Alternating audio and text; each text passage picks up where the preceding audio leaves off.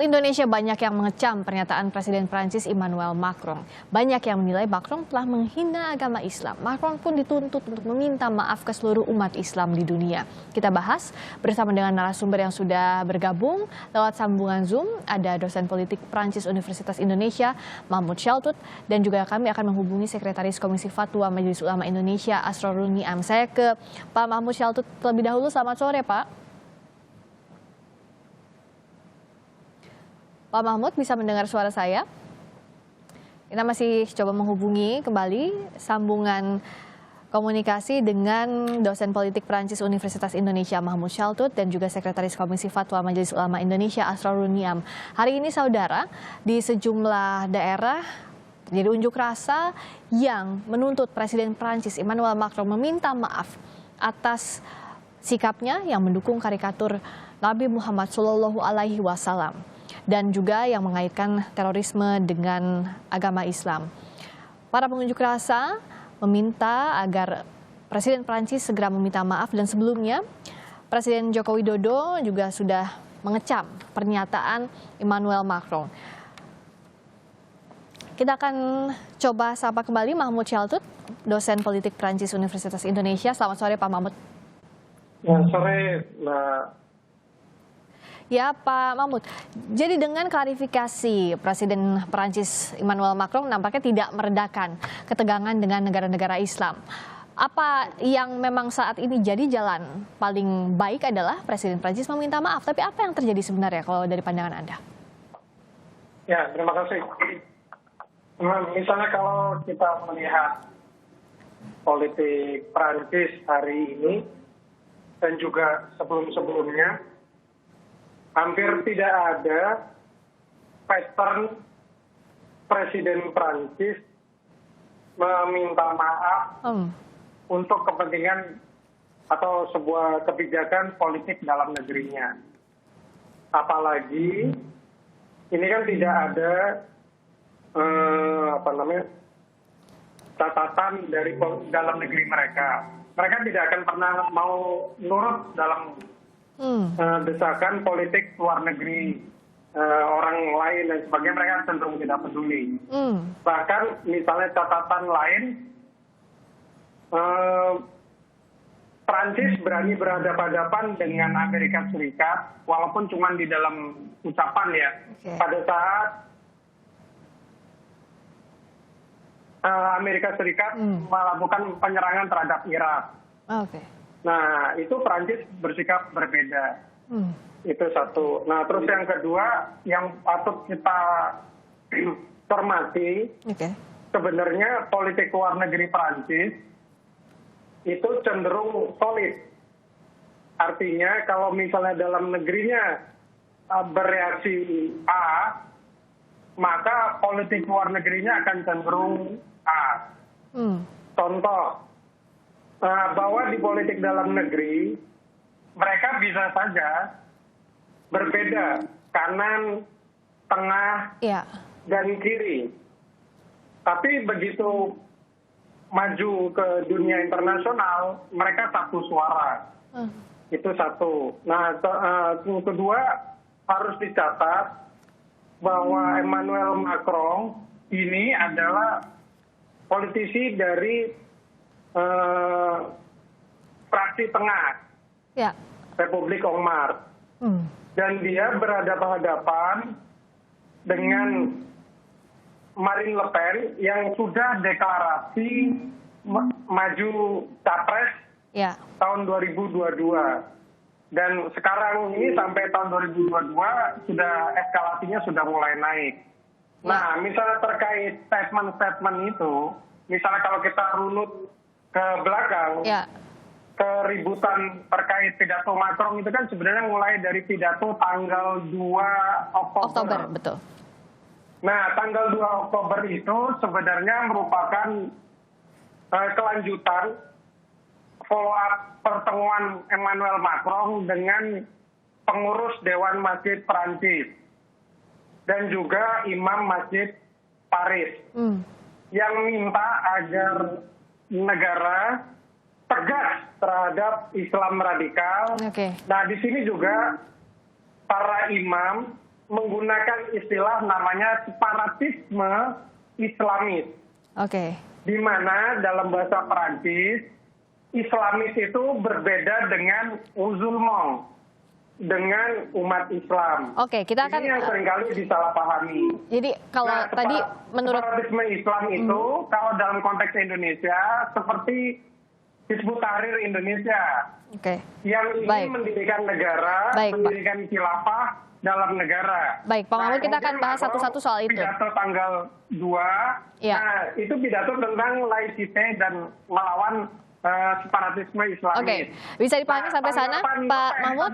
Ini suaranya agak pecah-pecah ya. Oke, boleh kita akan bahas di perdalam soal itu. Saya akan tanya dulu terlebih dahulu ke Pak Asrorun Niam tadi. Kalau dijelaskan oleh Pak Mahmoud Cheltout, sebenarnya kalau dilihat patternnya di politik Prancis, ini tidak ada Presiden Prancis meminta maaf atas kebijakan politik dalam negerinya. Nah, MUI melihatnya seperti apa? Sementara MUI dan sejumlah ormas meminta agar Presiden Prancis meminta maaf atas sikapnya. Pak Niam. Ya, ada dua elemen yang harus dipahami. Yang pertama adalah soal penghormatan kepada baginda Rasulullah SAW. Itu bagian dari komitmen keimanan kita. Salah satu rukun iman itu adalah keimanan kepada Nabi, dan salah satu manifestasi keimanan kepada Nabi itu adalah penghormatan atas diri dan juga ajaran Nabi. Maka di dalam konteks kebebasan beragama pasti tidak ada ruang terhadap penistaan dan juga perendahan harkat dan martabat keagamaan yang paling fundamental ini. Ini satu hal. Hal yang kedua adalah persoalan tata hubungan antar negara. Alhamdulillah, Presiden Republik Indonesia, Presiden Joko Widodo, sudah mengeluarkan kebijakan negara yang merepresentasi penduduk Muslim terbesar di dunia. Mengecam statement itu sebagai bagian dari tindakan yang bertentangan dengan prinsip demokrasi, yang salah satunya adalah penghargaan terhadap keyakinan keagamaan tanpa melakukan intervensi. Nah, ketika mendudukkan kerangka toleransi dan juga kebebasan dalam konteks yang kemudian menyeberang pada batas-batas norma kepatutan di dalam relasi hubungan sosial keagamaan, maka itu bukan wilayah toleransi dan juga kebebasan. Sekalipun itu dibingkai di dalam kerangka aturan negara internal sekalipun. Pada hakikatnya hal ini juga pernah terjadi pada saat tahun 18-an ya, di mana Khalifah Turki Utsmani bersikap ketika di dalam komunitas masyarakat Prancis ada yang mau melaksanakan atraksi kebudayaan yang bermuara kepada pelecehan simbol keagamaan. Maka kemudian atas nama penghargaan dengan pendekatan diplomasi diingatkan bahwa itu bukan bagian dari kebebasan, tetapi itu akan berdampak kepada penistaan terhadap ajaran inti agama yang kemudian berdampak kepada kemarahan umat. Itu tindakan provokasi. Maka atas dasar komunikasi yang bersifat baik-baik itu, akhirnya ada pemahaman, oh ternyata itu bukan hanya sekedar persoalan kebebasan, tetapi di situ ada penghormatan terhadap keyakinan umat, keyakinan keagamaan. Nah, di dalam konteks Islam pun di samping soal norma, itu juga sudah dicontohkan oleh baginda Rasulullah SAW.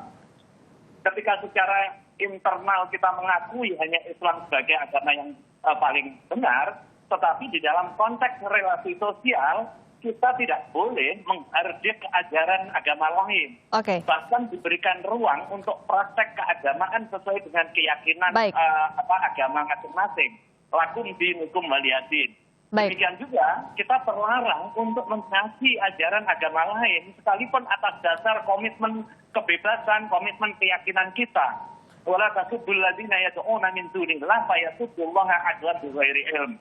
Nah, ini contoh pada hakikatnya di dalam konteks relasi masalah keagamaan di dalam konteks hubungan sosial kemasyarakatan. Baik Pak Niam, jadi yang disesalkan MUI adalah harusnya pemerintah Prancis juga memperhatikan soal toleransi dan juga ajaran, dalam hal ini ajaran agama Islam. Saya ke Pak Mahmud dulu. Pak Mahmud, jadi ini bagaimana untuk menerjemahkan ini ke kebijakan politik Perancis? Kalau kita tahu kan sekarang, kalau dalam polanya tidak pernah ada Presiden Perancis meminta maaf atas kebijakan politik dalam negerinya. Tapi di sisi lain kita lihat sekarang sudah ada banyak penolakan dari berbagai negara, bahkan pemimpin dunia. Salah satunya Presiden Republik Indonesia juga mengecam pernyataan Macron.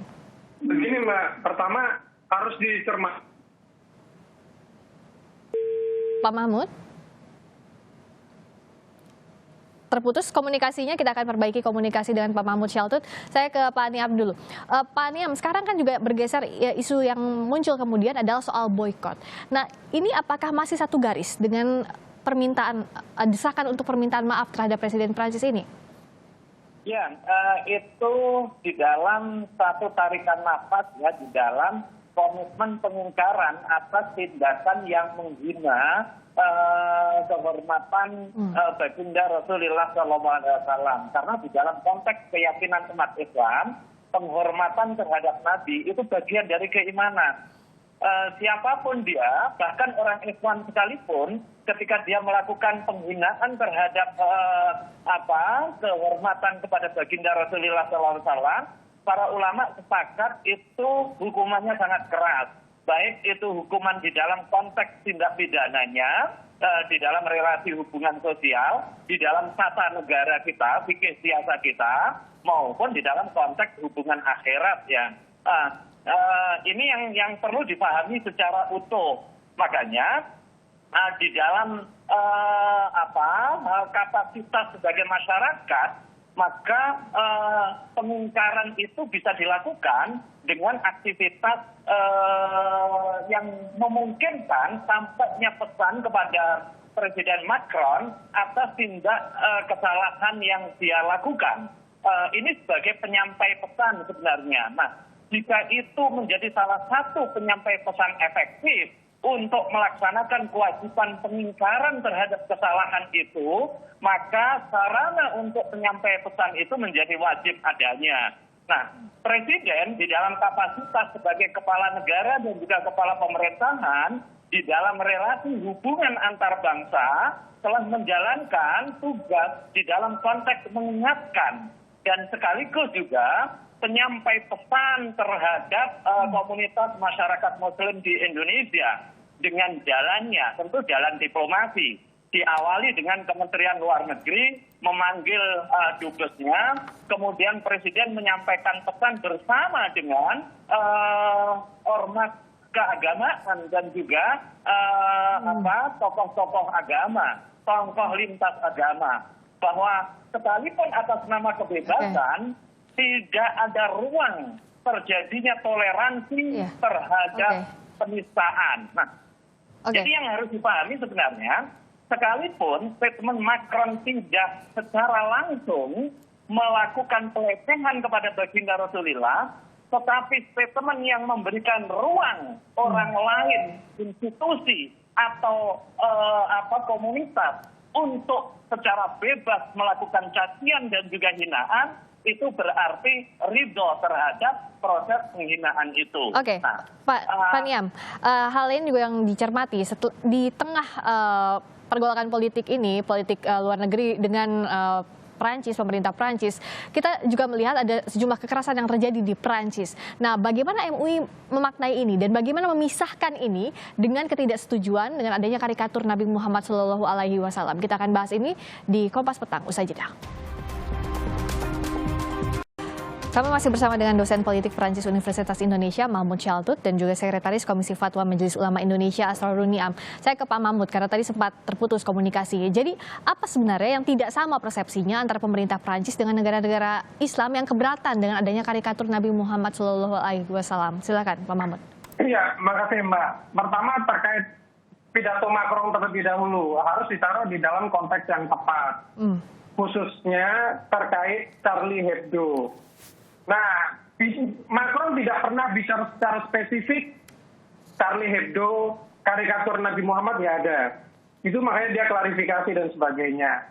Tapi dia bicara tentang meneruskan semangat liberté d'expression, kebebasan berekspresi pada saat tahlilan nasional mengenang meninggalnya Samuel Paty yang digorok oleh teroris, yang teroris anak muda ini kena korban hoax. Oke, terus kemudian kalau misalnya kita lihat runtut peristiwanya sebelum tanggal 22, Duta Besar Turki, Kementerian Luar Negeri Turki, Donald Trump, terus semua politisi Prancis mengutuk pembunuhan terhadap Samuel Paty. Bahwa Samuel Paty tidak boleh dibunuh atas nama apapun, termasuk atas nama mungkin dia dianggap menghina agama Islam. Nah, pada saat tahlilan nasional sebagai kepala negara, ya pasti dong dia akan ngomong normatif. Kalau misalnya dilihat pidato Macron tanggal 2 dan tanggal 22 itu lebih soft. Karena suasananya suasana berduka. Nah, tapi Macron nggak mungkin dong ngomong, ya ini gara-gara Samuel mati sendiri, nunjukin karikatur Nabi Muhammad di kelas, salah lu sendiri. Lu mati kan gara-gara lu sendiri. Itu kan almost impossible. Itu disampaikan oleh seorang kepala negara yang normal dan waras pada saat acara tahlilan nasional mengenang korban. Ini konteksnya seperti itu. Nah, dia akan bilang bahwa kami akan terus meneruskan legasinya Samuel Paty terkait kebebasan berpendapat. Itu satu. Terus yang kedua, misalnya dari penyidikan kepolisian, kan ternyata Samuel Paty ini dibunuh gara-gara korban hoax ya, oleh muridnya yang ternyata keluarga teroris jihadis ISIS. Gitu. Nah, dari 2 poin ini saya ke Pak Niam. Tanggapan MUI seperti apa? Mendengarkan latar yang dijelaskan oleh Pak Mahmud tadi. Ya, prinsip utamanya sih sebenarnya bukan berbincang soal kebebasan yang dianut di Prancis. Tetapi aksi terkait dengan tindak pidana yang dilakukan, kita semua mengecam. Tetapi reaksi itu kemudian menegaskan bahwa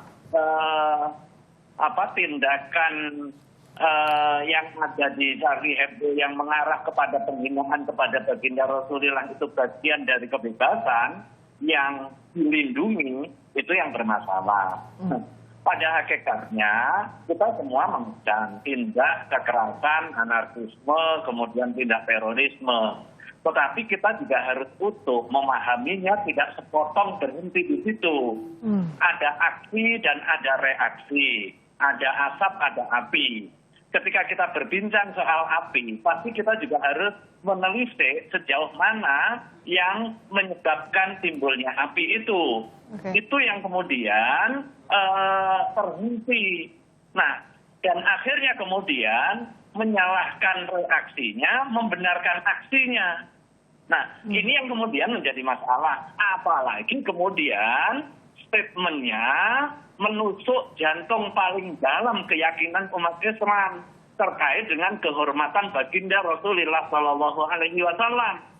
Maka ancaman publik dunia bukan persoalan kesalahpahaman, dan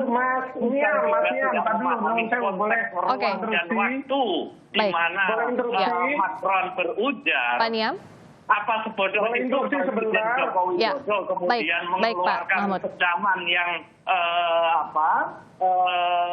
juga disuarakan oleh Muslim dunia, bahkan pemimpin-pemimpin negara di dunia. Baik, Pak Niam, ditangkap sampai sana Pak Mahmud?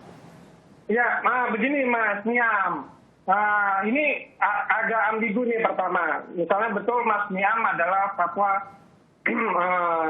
MUI ya. Terus kemudian kan Mas Niam juga jabatan publik sebagai Deputi Menpora kalau nggak salah. Nah ini agak ambigu kemudian kalau dilihat oleh Prancis atau kedubes Prancis, ini wajah Mas Niam sebagai apa? Itu satu, klarifikasi satu. Dan yang kedua, misalnya terkait pidato Macron yang dianggap menghina, itu pidato tanggal berapa? Karena misalnya lihat dari berita, itu simpang siur, satu ya. Terus kemudian saya coba klarifikasi ke beberapa orang yang mengetahui informasi tersebut yang berada di lingkar dekat Jokowi. Katanya tanggal 2, terus kemudian tanggal 23. Tanggal yang pidato di depan tahlilan nasional. Nah, di depan tahlilan nasional itu nggak ada pidatonya Macron bicara membela Charlie Hebdo, membela penghinaan terhadap Nabi Muhammad. Nah, ini yang kemudian dipelintir oleh banyak media dan sebagainya. Ada banyak pertimbangan politik, macam-macam.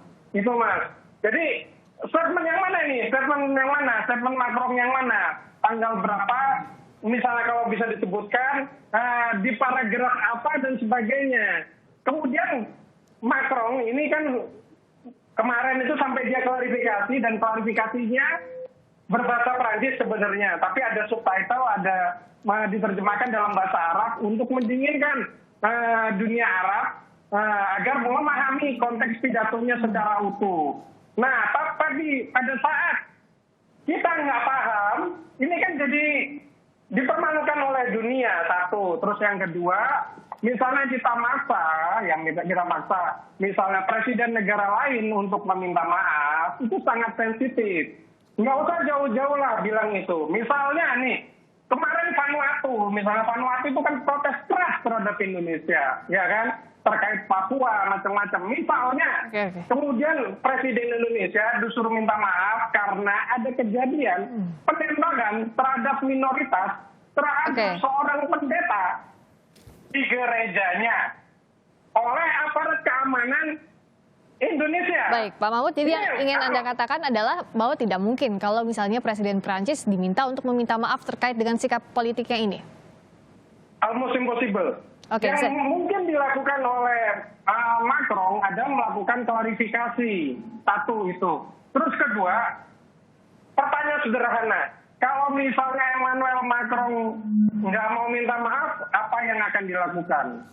Apa yang akan kita lakukan misalnya sebagai orang Indonesia atau sebagai negara Indonesia? Mau menyuruhkan boikot? Monggo.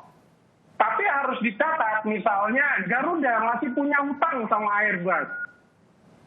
Satu. Terus kedua, misalnya Perancis juga tahu misalnya ada banyak produk-produk mereka itu dibajak di Indonesia. Baik. Tapi mereka kan nggak pernah mempermasalahkan. Itu kedua. Terus ketiga, Perancis juga tidak pernah peduli sama politik dalam negeri Indonesia, terjadi persekusi terhadap minoritas dan sebagainya. Pak Mahfud. Misalnya mereka kan bisa saja menggerakkan komunitas Katolik dan sebagainya untuk melakukan. Ditangkap 3 poin tadi, saya ke Pak Niam dulu. Tanggapannya jadi apa kelanjutannya yang akan didorong oleh MUI ke pemerintah kah atau seperti apa?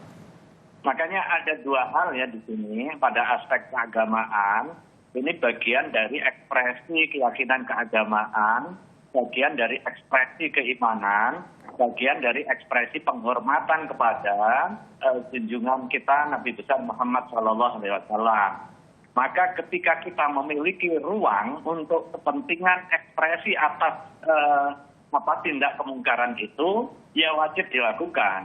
Nah, dengan statement, kemudian dengan langkah-langkah politik, dengan langkah-langkah sosial, sampai kemudian seandainya pun pilihannya jatuh kepada boikot, ketika itu menjadi instrumen untuk kepentingan meningkatkan kemungkaran itu, ya harus ditempuh. Karena kalau soal keyakinan keagamaan pasti Macron nggak akan masuk karena beda keyakinan. Kemudian kalau kemungkinan untuk meminta maaf dengan mekanisme jalur politik yang disampaikan antar hubungan negara, ini yang level yang kedua, yaitu hubungan antar negara, Presiden Joko Widodo sudah secara bijak menyerap aspirasi masyarakat Muslim di Indonesia, kemudian menyatakan kekecewaan, menyatakan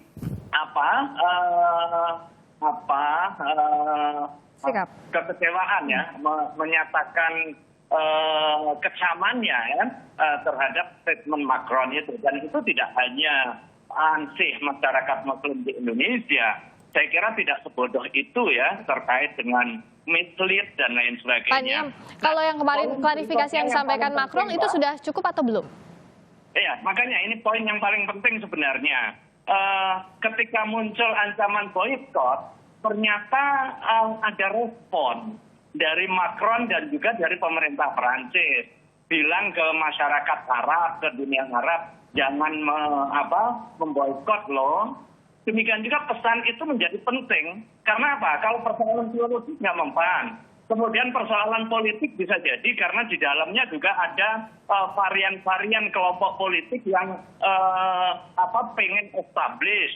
Di dalam relasi hubungan antar negara juga begitu. Tetapi kalau berbincang soal pendekatan ekonomi pasti takut. Karena di situ ada pertimbangan keuntungan, pertimbangan stabilitas. Dan itu terbukti. Dilanjutkan dengan statement harapan untuk tidak ada boykot. Bahwa kemudian ini sebagai salah satu instrumen yang besar. Mas Niam, tadi Mas, misalnya coba cek pidatonya Macron, klarifikasinya Macron yang disebarkan di Twitter dia, di semua kanal dia. Oke, Pak Mahmud boleh tahan dulu sebentar karena ini suaranya bertabrakan kalau berdua bersamaan berbicara. Pak Niam, lanjutkan dulu silakan. Ya, sinyal yang terkait dengan kekhawatiran jika itu kemudian berdampak secara ekonomi itu sangat kelihatan diterima. Oke, jadi statement presiden itu juga langsung direspon oleh kedubes Prancis yang akan disampaikan ke Paris. Oke, baik. Saya kira ini hal yang baik ya. Mudah-mudahan pesan ini kemudian bisa tersambung, terkoneksi, yang akhirnya ada proses normalisasi kehidupan berbangsa dan bernegara, dan juga kehidupan relasi antar negara tetap di dalam kondisi harmoni, tanpa memberikan ruang sedikit pun terhadap toleransi terjadinya tindak kekerasan dan toleransi terjadinya tindak penistaan. Baik, terima kasih Pak Niam. Silakan Pak Mahmud. Iya, siap. Misalnya ya, ini kok kayaknya agak delusional ya menurut saya, Nun Sewu. Nah, pertama misalnya coba cek semua pidato klarifikasi Macron dengan wawancara itu, misalnya dia bilang, pertama klarifikasi, on m'a fait dire je soutiens la caricature humiliant la prophète. Dia bilang itu bohong. Dia bilang dia tegas terkait terkait kebebasan. Dia tidak secara spesifik. Karena misalnya ngomong tentang Charlie Hebdo, dia menghina semuanya itu. Terus kedua, terkait ada juga banyak kebohongan terkait dia, terkait Prancis yang katanya narasinya adalah anti-Islam. Padahal narasi dia adalah narasi anti-teror. Di mana teror itu mengakibatkan korban 300 jiwa dari orang Prancis yang juga salah satunya atau banyak diantaranya adalah Muslim. Terus kemudian ekstremis yang mengajarkan nggak boleh taat pada peraturan Prancis dan sebagainya, yang bilang bahwa kita harus separatis, mendirikan negara dalam negara seperti HTI, itu balik omongan-omongan Macron. Nah, termasuk misalnya macam-macam. Misalnya coba dilihat lagi Mas, dengan segala hormat Mas Niam, karena kita sama-sama NU, sama-sama orang Islam, janganlah kemudian menggunakan informasi yang tidak tepat. Demikian. Baik. Berikutnya harus dijelaskan betul nanti oleh tentu sikap politik dari Prancis agar tidak ada mispersepsi lagi dengan negara-negara lain, dan tentu yang harus dijaga adalah menjaga juga toleransi keyakinan yang ada di negara lain, termasuk salah satunya adalah ajaran agama Islam. Terima kasih Pak Chaltut, Mahmud Chaltut, dosen politik Prancis Universitas Indonesia. Terima kasih Pak Asrorun Niam, Sekretaris Komisi Fatwa Majelis Ulama Indonesia telah bergabung di Kompas Petang.